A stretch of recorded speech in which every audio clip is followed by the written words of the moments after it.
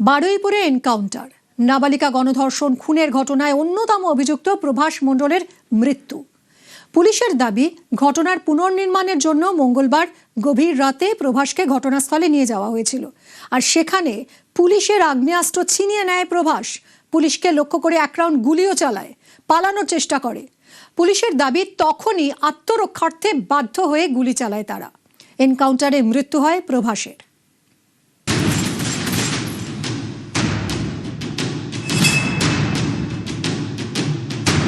মঙ্গলবার গভীর রাত, বারুইপুরে এনকাউন্টার।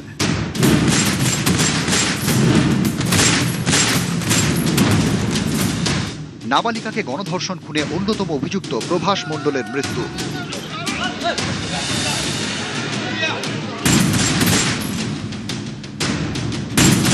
মঙ্গলবার রাত 12:45 গণধর্ষণ এবং খুনের ঘটনার পুনর্নির্মাণের জন্য প্রভাসকে ঘটনাস্থলে নিয়ে যায় পুলিশ। রেল লাইন ধরে হেঁটে ঘটনাস্থলে পৌঁছন সবাই। রাত 1:30 যে পুকুর থেকে নাবালিকার দেহ উদ্ধার হয়, প্রভাসকে সেখানে নিয়ে পৌঁছয় পুলিশের তদন্তকারী দল। পুলিশের দাবি, এসআইটি সদস্য রনি সরকারের রিভলভার ছিনিয়ে নেয় প্রভাস, পুলিশকে লক্ষ্য করে গুলি চালায়, পালানোর চেষ্টা করে। তখনই আত্মরক্ষায় বাধ্য হয়ে গুলি চালায় পুলিশ।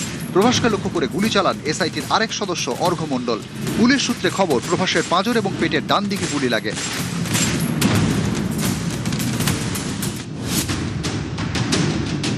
মুখ্যমন্ত্রীর উপর আমার পুরো ভরসা আছে। দাদার সঙ্গে কাল কথা হয়েছে, দাদার উপর পুরো ভরসা রেখেছি। আমি খুশি আছি এতে। আমি চাই সবাই এরকম শাস্তি পাক। পুলিশ প্রশাসনের উপর ভরসা আছে, পুলিশ ঠিকঠাক কাজ করছে। বুধবার সকালে সবার আগে এনকাউন্টার স্পটে পৌঁছয় নিউজ 18 বাংলা। প্রভাস মণ্ডল, তাকে নিয়ে গতকাল রাত্রি 12:45 এই ঘটনাস্থলে রিকনস্ট্রাকশনের জন্য এসে পৌঁছয়। প্রভাস মণ্ডলকে নিয়ে আসার পরেই, যেটা পুলিশের তরফে দাবি, যে জায়গাতে এই ঘটনা ঘটেছে সেই জায়গাতে পুলিশের কাছ থেকে রিভলভার ছিনিয়ে নিয়ে, সার্ভিস রিভলভার ছিনিয়ে পুলিশের দিকে লক্ষ্য করে এক রাউন্ড গুলি ফায়ার করা হয়।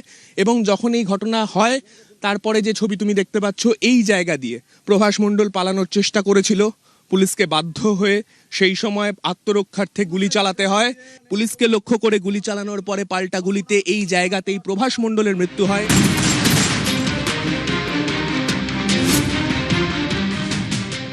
আমার বিয়ের পরেও আমি নোংরামও দেখেছি, অনেক অত্যাচার করে আমি এখন সংসার করছি। তা আমি মেনেই নিয়েছি যে ও করেছে। এই যে পুলিশের গুলিতে মারা গেল, কিছু বলবেন? ও অন্যায় করেছে, ও দোষ করেছে, ও হচ্ছে গুলি খেয়েছে।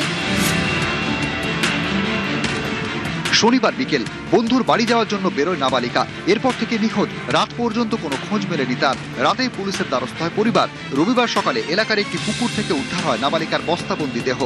সিসি ক্যামেরার ফুটেজে দেখা যায় মেয়েটিকে সঙ্গে করে নিয়ে যাচ্ছে এক ব্যক্তি। ফুটেজ দেখে অভিযুক্ত প্রভাস মণ্ডলকে চিহ্নিত করেন স্থানীয়রা। এই প্রভাস মণ্ডলকে নিয়েই নাবালিকার দেহ উদ্ধার।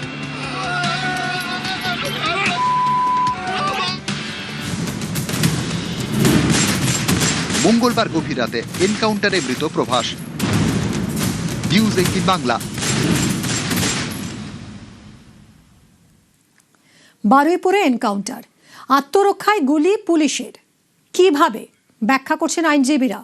আমরা কথা বলেছিলাম আইনজীবী অনির্বাণ গুহ ঠাকুরতা এবং বিশেষ সরকারি আইনজীবী বিভাস চট্টোপাধ্যায়ের সঙ্গে।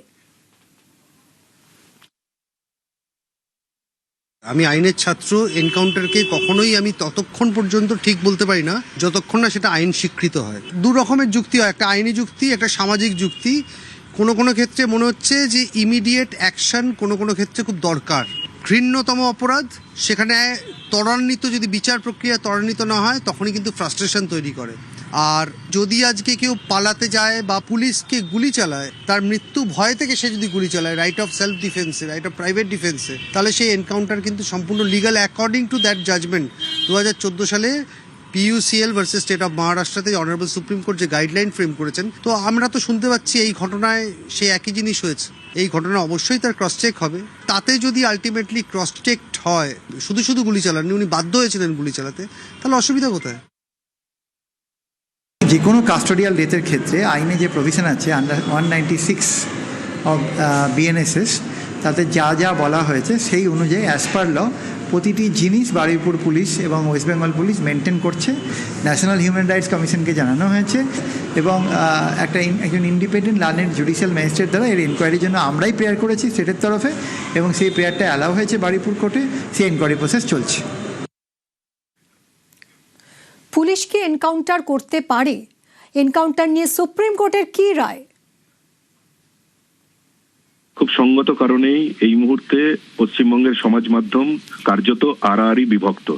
একদল তারা বলছেন যে যেমন কর্ম তেমন ফল, কিন্তু অন্য একদল তারা বলছেন যে না, এটা ঠিক কাজ হয়নি, এভাবে কাউকে মেরে ফেলা যায় না, এটা অসাংবিধানিক, এটা বেআইনি। যারা এটা বলছেন তারা মূলত যে যুক্তিটা সামনে আনছেন যে রাষ্ট্র কি কখনো তার নাগরিককে খুন করতে পারে এভাবে, এবং তারা যেটা বলছেন যে আমাদের সংবিধানে মৌলিক অধিকারের মধ্যে পড়ে ধারা 21 নম্বর ধারাতে তাই তো বলা আছে যে সংবিধান আমাদের প্রত্যেককে যে মৌলিক অধিকারটা দিয়েছে সেই অধিকারটা হচ্ছে যে protection of life and personal liberty, অর্থাৎ বাঁচার অধিকার আমার সংবিধান সিদ্ধ অধিকার। তাহলে পরে পুলিশ কি করে এনকাউন্টার করলো?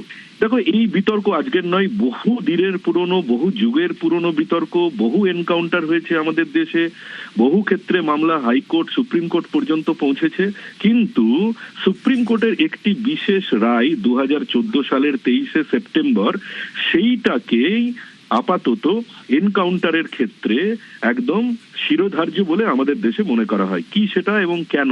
এটা 2014 সালের 23শে সেপ্টেম্বর রায় দেন তৎকালীন প্রধান বিচারপতি RM লোধা, এবং তার সঙ্গে সেই বেঞ্চে ছিলেন বিচারপতি রোহিন্টন ফ্যালি নারিমান। তাদের কাছে কি মামলা গেছিল? তাদের কাছে যে মামলাটা গেছিল যে একটা মানবাধিকার সংগঠন তারা অভিযোগ করেছিল গিয়ে সুপ্রিম কোর্টে, সেই সংগঠনের নাম হচ্ছে peoples union for civil liberties. তারা মহারাষ্ট্র সরকারের বিরুদ্ধে সুপ্রিম কোর্টে গেছিল, গিয়ে অভিযোগ করেছিল যে হুজুর, মহারাষ্ট্রে 1995 থেকে 1997 সালের মধ্যে 99টা এনকাউন্টার করেছে মুম্বাই পুলিশ। 135 জন দুষ্কৃতী, অপরাধী, অভিযুক্ত যাই হোক না কেন তাদেরকে এনকাউন্টারে মারা হয়েছে। এর বিচার চাই।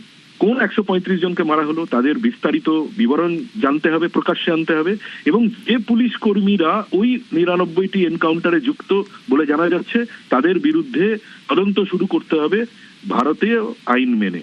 তখন মামলার গুরুত্ব বুঝে প্রধান বিচারপতি নিজে মামলা শুনতে শুরু করলেন। জাতীয় মানবাধিকার কমিশনের বক্তব্য জানতে চাওয়া হলো, মহারাষ্ট্র সরকারের বক্তব্য জানতে চাওয়া হলো, কেন্দ্রীয় সরকারের বক্তব্য জানতে চাওয়া হলো। সমস্ত পক্ষের বক্তব্য শোনার পরে আদালত 16 দফা নির্দেশিকা জারি করলেন। কিন্তু সেই যে নির্দেশিকা তারা জারি করলেন, সেই নির্দেশিকা জারি করতে গিয়ে তারা ঠিক 2 বছর আগে অন্য একটি মামলার একটি রায়ের একটি অনুচ্ছেদের প্রসঙ্গ উল্লেখ করলেন। সেটাই কিন্তু আজকে রেলেভেন্ট, প্রাসঙ্গিক। এই যে ঘটনাটা ঘটেছে, কি বললেন? One cannot be oblivious of the fact that there are cases where the police who are performing their duty are attacked and killed. There is a rise in such incidents and judicial notice must be taken of this fact. In such circumstances, while the police have to do their legal duty of arresting the criminals, they have also to protect themselves. আদালত পরিষ্কার বলে দিল যে বহু ক্ষেত্রেই আমাদের নজরে আসছে যে পুলিশ তাদের কাজ করতে গেছে, পুলিশের উপর হামলা হয়েছে, পুলিশকে খুন করে দেওয়া হয়েছে, পুলিশকে মেরে ফেলা হয়েছে। তাহলে এরকম যদি পরিস্থিতি তৈরি হয়, পুলিশকে তো নিজেকে পুলিশের আত্মরক্ষা করার অধিকার আছে, এটাও তো আইনসম্মত অধিকার। তাহলে সেই রকম পরিস্থিতিতে পুলিশ আত্মরক্ষা করতে পারবে। যেমন এরকম একটা ঘটনা আমরা জানতে পারছি। অভিযোগ কি? পুলিশ দাবি করছে যে প্রভাস মণ্ডল, তাকে গতকাল মধ্যরাতে ওইখানে নিয়ে যাওয়া হয়েছিল, ঘটনাস্থলে নিয়ে যাওয়া হয়েছিল, যেখানে যে পুকুর থেকে এই যে নাবালিকা গণধর্ষিতা হয়েছে, যে নাবালিকা যাকে খুন করা হয়েছে বলে অভিযোগ, সেই নাবালিকার দেহ যেখান থেকে উদ্ধার হলো সেইখানে নিয়ে যাওয়া হয়েছিল, মধ্যরাতে নিয়ে যাওয়া হয়েছিল। তার কারণ ঘটনাটা মধ্যরাতে ঘটেছিল। সেই কারণে পুনর্নির্মাণ যখন কোনো একটা অপরাধের করতে হয়, তাহলে পরে যখন ঘটনা ঘটেছিল, যে পরিস্থিতিতে ঘটেছিল, যে সময়ে ঘটেছিল, পুরোটাকে নির্মাণ করতে হয় আরো একবার, তাই পুনর্নির্মাণ। তাকে নিয়ে যাওয়া হয়েছিল অন্যতম অভিযুক্ত প্রভাস মণ্ডলকে, এবং পুলিশের দাবি যে প্রভাস মণ্ডল ওখানে পৌঁছানোর পরই এক পুলিশ কর্মীর রিভলভার ছিনিয়ে নেয়, 1 রাউন্ড গুলি চালিয়ে দেয় পুলিশকে লক্ষ্য করে। পুলিশ বাধ্য হয়ে আত্মরক্ষার্থে তখন পাল্টা গুলি চালাতে বাধ্য হয়, এবং 2টি গুলি প্রভাস মণ্ডলের গায়ে লাগে এবং তাতে তার মৃত্যু হয়। তাহলে পরে এই যে বলছিলাম সমাজ মাধ্যমে এই দল যারা বলছেন যে অন্যায় কাজ হয়েছে, অসাংবিধানিক কাজ হয়েছে, বেআইনি কাজ হয়েছে, তাদের জন্য এবার সুপ্রিম কোর্টের রায়ের কি অংশটুকু আমি বলতে চাই, যেখানে সুপ্রিম কোর্ট বলছে যে আইন মেনে যদি সবকিছু হয় তাহলে পুলিশকে আদালতই রক্ষা কবচ দিচ্ছে। কি বলছে সেখানটাতে? বলছে unless unimpeachable evidence is on record to establish that their action is indefensible, malafide and vindictive, they cannot be subjected to prosecution. মানে আদালত বলছে যে পুলিশের যদি কুমতলব না থেকে থাকে, পুলিশের যদি কোনো খারাপ উদ্দেশ্য না থেকে থাকে, এবং পুলিশ যে এনকাউন্টারটা করলো সেই এনকাউন্টারটাকে পুলিশ যদি জাস্টিফাই করতে না পারে তাহলে আলাদা ব্যাপার, তাহলে আইন মেনে বিচার হবে, সেই পুলিশেরও বিচার হবে। কিন্তু এনকাউন্টার যদি অবশ্যম্ভাবী হয়, পুলিশকে যদি আত্মরক্ষার্থেই গুলি চালাতে হয়, তাহলে এনকাউন্টার হওয়ার পরে পুলিশ কতকগুলো নিয়ম মানবে, সেটাই সেই 16 দফা নির্দেশ। ফলে আরো একবার স্পষ্ট করে দিতে চাই যে আমাদের দেশের শীর্ষ আদালতই কিন্তু স্পষ্ট করে রায়ে বলেছে 2014 সালে 23 সেপ্টেম্বর দেশের প্রধান বিচারপতি তৎকালীন RM লোধার বেঞ্চ বলেছে যে আত্মরক্ষার্থে যদি পুলিশ গুলি চালাতে বাধ্য হয় সেই পুলিশকে রক্ষা কবচ আদালতই দিচ্ছে। বারুইপুরে নির্যাতিতা নাবালিকার দেহ উদ্ধার হয়েছিল রবিবার, আর রবিবারই দফায় দফায় উত্তেজনা ছড়ায় বারুইপুরে। অশান্তি, গণপিটুনি, স্রেফ সন্দেহের বশে গণপিটুনিতে একজনের মৃত্যু পর্যন্ত হয়। আর এই ঘটনায় গ্রেফতার বেড়ে 28। গণধর্ষণ খুনের অভিযোগে তুলকালাম কাণ্ড হয় রবিবার। গণপিটুনিতে নিহত ইন্দ্রজিৎ মণ্ডল। পুলিশের উপর হামলা চালানো হয়, CRPF এর উপর হামলা, পুলিশের গাড়ি ভাঙচুর, রেললাইন তছনছ করার অভিযোগ ওঠে। অশান্তি, গণপিটুনিতে আগেই গ্রেফতার হয়েছিল 20, রাতভর তল্লাশিতে আরও 8 জন গ্রেফতার হয়েছে। সরাসরি কথা বলবো, অর্পণ রয়েছে সঙ্গে। অর্পণ, মুখ্যমন্ত্রী আগেই বলেছিলেন যে এই ঘটনায় 200 জনকে চিহ্নিত করা হয়েছে, প্রত্যেককে গ্রেফতার করা হবে, যারা জড়িত কাউকে রেয়াত করা হবে না, সেই মতোই অ্যাকশন। একদমই, দেখো সেই মতো গতকাল 20 জন এবং গত পরশু আরও মাফ করবে পরশু দিন 20 জনকে, গতকাল রাত্রে 16 জনকে তো প্রথমে পুলিশ আটক করে, তার মধ্যে 8 জনকে আইডেন্টিফাই করা সম্ভব হয়েছে, সেই 8 জনকে গ্রেপ্তার করা হয়েছে। তাহলে মোট 28 এবং 8 জনকে আটক করে জিজ্ঞাসাবাদ করা হচ্ছে। এই ঠিক কী ঘটেছিল? রবিবার দিন আমি যে রাস্তায় দাঁড়িয়ে আছি ঠিক এই রাস্তার উপরেই কুলপি রোডের ওপরে মৃতদেহ রেখে বিক্ষোভে সামিল হন এলাকার মানুষজন। তাদের দাবি কী ছিল? যে অভিযুক্ত তাকে গ্রেপ্তার এবং তাদেরকে দৃষ্টান্তমূলক শাস্তি, ফাঁসির দাবি তারা জানিয়েছিলেন। এরপরেই কি দেখা গেল, সময় যত এগোতে থাকলো ততই কিন্তু এখানে মানুষের সংখ্যা বাড়ল। কয়েক হাজার মানুষ এখানে এসে জড়ো হলেন ওই নাবালিকার, তার সঙ্গে যে ধর্ষণ এবং খুনের ঘটনা ঘটেছে সেই ঘটনার বিচার চেয়ে। তার মধ্যে কি দেখা গেল, কিছু সময় এগোতেই দেখা গেল একদল তারা তাণ্ডব শুরু করলেন, এলাকায় আগুন ধরাতে শুরু করলেন, একের পর এক বা দোকানঘর ভাঙচুর করা শুরু করলেন। এরপরে দেখা গেল যে পুলিশের উপরে আক্রমণ, পুলিশ ফাঁড়িতে আক্রমণ, এবং রেল লাইন অবরোধ, রেল লাইনের উপরে স্লিপার তুলে দেওয়া, এই সব ঘটনায় মোট 200 জন যুক্ত আছে বলে তারা মনে করছেন এবং মুখ্যমন্ত্রী তাদেরকে চিহ্নিতকরণ করা হয়েছে, এমনই রিপোর্ট তার কাছে পেশ করা হয়েছে। এই ঘটনায় পুলিশ অ্যাকশানে নামে এবং সেই অ্যাকশানে 28 জনকে এখনও পর্যন্ত গ্রেপ্তার করা হয়েছে এবং এই ঘটনায় 8 জনকে আটক করা হয়েছে। এবং এই ঘটনাতে যারা যুক্ত রয়েছে তাদের চিহ্নিতকরণের কাজ যেমন চলছে, তার পাশাপাশি পুলিশি অভিযানও কিন্তু শুরু হয়েছে। এই ঘটনার সঙ্গে শুধু সূর্যপুর নয়, সূর্যপুর সহ মগরাহাট, জয়নগর এবং বারুইপুরের বিভিন্ন জায়গা থেকে এই রাতভর তল্লাশি চালিয়ে আরও 16 জনকে আটক করা হয়। তার মধ্যে 8 জনকে গ্রেফতার করা হয়েছে এবং আরও 8 জনকে আটক করে জিজ্ঞাসাবাদ পুলিশের।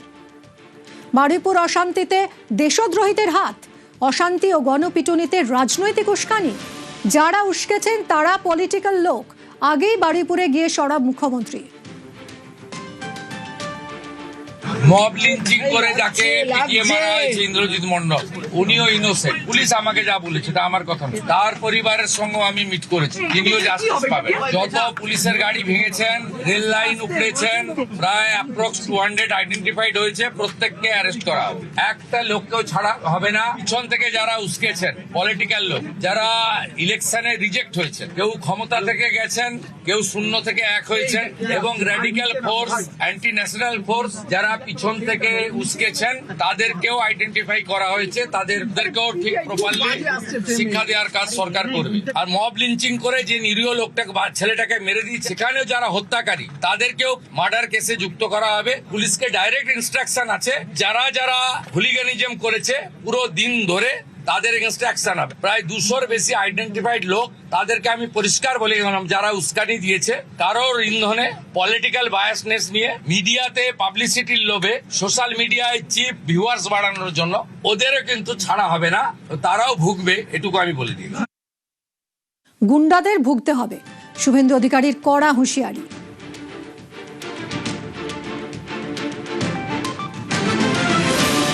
আমাদের অনেকগুলো পুলিশকে ইনজোর্ড করেছিল এরা অত্যন্ত খারাপ কাজ করেছে, এই গুন্ডাদের ভুগতে হবে, প্রত্যেককে অ্যারেস্ট করব। এখানে আরএনটে করে একজন ছিলেন লেডি, আরেকজন ট্রিটমেন্ট করে বেরিয়ে গেছেন, ইনি অ্যাডমিশন আছেন, এনার ভালো চোট আছে, ওটি হবে কালকে। আমি আমার কনস্টেবল ভাইকে বলে এলাম, সরকার আছে সাথে। মহিলা কনস্টেবল ভর্তি আরএনটে করে, উনি এখন ঠিক আছে, উনার রিপোর্ট নিলাম আমি, ঠিক আছেন। উনার কালকে ওটি হবে, ওনার সিরিয়াস আছে, ওনারও সিরিয়াস ছিল কিন্তু is now out of danger. Inner কালকে ওটি হবে বলে এলাম। পুরো ডিপার্টমেন্ট সাথে আছে, সব গুন্ডাকে ধরা হবে। ওখানে যারা নেতাগিরি মাতব্বরি করেছে হবে, প্রত্যেক কাউকে ছাড়া হবে। মেরেছে, ভালো করেছে, এটা করা উচিত, সঠিক বিচার হয়েছে। ফুল আস্থা আছে, দাদা বলেছে এমন শাস্তি দেবো তুমি শুধু দেখে নেবে। এই ধর্ষকদেরকে কোর্টে পাঠাবো না। ও অন্যায় করেছে, ও দোষ করেছে, ও হচ্ছে গুলি খেয়েছে, এটা বলার কিছু নেই। গলি কম করেছে, সবার সামনে ফাঁসি দিত ভালো। দিনে ধরবো, রাত্রি কাম তমাম, সেরকমে আজ করে দিলেন। সকালে জমা নেব, বিকালে খরচ করব। ও যা কর্ম করেছে তাতেই গেছে আমার শান্তি। আমার তামান্না চলে গেছে। যদি বিজেপি সরকার তখন থাকতো তাহলে ওই ক্রিমিনালগুলো আজ পর্যন্ত এই দুনিয়ায় থাকতো না। ফাঁসি দিলেই তো তারা বেঁচে যাচ্ছে, তাদের কম সাজা হলো তার।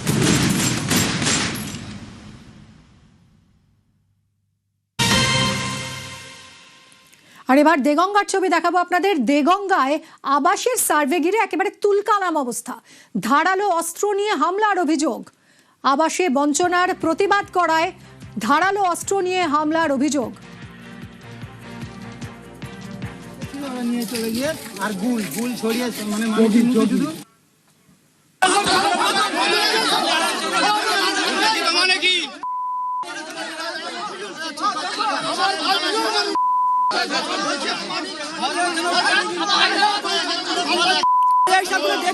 দেগঙ্গায় আবাসের সার্ভে ঘিরে তুলকালাম, ধারালো অস্ত্র নিয়ে হামলার অভিযোগ। আবাসে বঞ্চনার প্রতিবাদ করায় হামলার অভিযোগ তৃণমূলের বিরুদ্ধে। তৃণমূলের বিরুদ্ধে ধারালো অস্ত্র নিয়ে হামলার অভিযোগ করছেন এলাকাবাসী।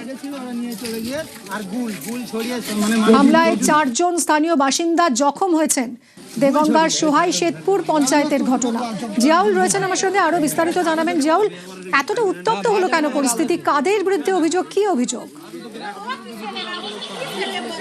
দেখো, দেওঙ্গার সোহাই শেতপুর গ্রাম পঞ্চায়েতের 81 নম্বর বুথ এলাকায় সেখানে প্রধানমন্ত্রী অর্থাৎ যে আবাস বাংলা আবাস যোজনার সেখানে সার্ভে হচ্ছিল এবং সেই সার্ভে হওয়ার পরেই এলাকার মানুষের সঙ্গে গন্ডগোল হয়। মূলত যেটা অভিযোগ উঠে আসছে, এখানে এই যে পঞ্চায়েত আধিকারিক বা পঞ্চায়েতের প্রধানের স্বামী, তারা কিন্তু গিয়ে যাদের পাকা বাড়ি রয়েছে, যারা কাটমানি দিয়েছিল আগে, ফলে তাদের বাড়ি, পাকা বাড়ি, দুতলা বাড়ি, তাদের বাড়িগুলোকে সার্ভে করা হচ্ছিল। ফলে এলাকার মানুষ বা গরিব মানুষ, যারা এলাকার মানুষ রয়েছেন, তাদের বক্তব্য যাদের মাটির বাড়ি, ভাঙা বাড়ি, তিরপলের বাড়ি, তাদের বাড়ি কেন করা হচ্ছে না। আর তখনই তারা জানতে চায় যে কেন সার্ভে করা হচ্ছে না এবং তখনই প্রতিবাদ করে। তখনই কিন্তু এই পঞ্চায়েত প্রধানের অর্থাৎ স্বামী এবং তার অনুগামী যারা তৃণমূল কংগ্রেস করে এলাকায়, তারা সেখান থেকে গিয়ে গ্রামবাসীদের উপরে অতর্কিত হামলা চালায়, ধারালো অস্ত্র দিয়ে তাদের উপরে হামলা করে। এই ঘটনা এখনো পর্যন্ত 4 গ্রামবাসী গুরুতর জখম হয়েছে এবং ধারালো অস্ত্র নিয়ে সেখানে গ্রামবাসীদেরকে ভয় দেখানো হয়, তাদের উপর হামলা করে।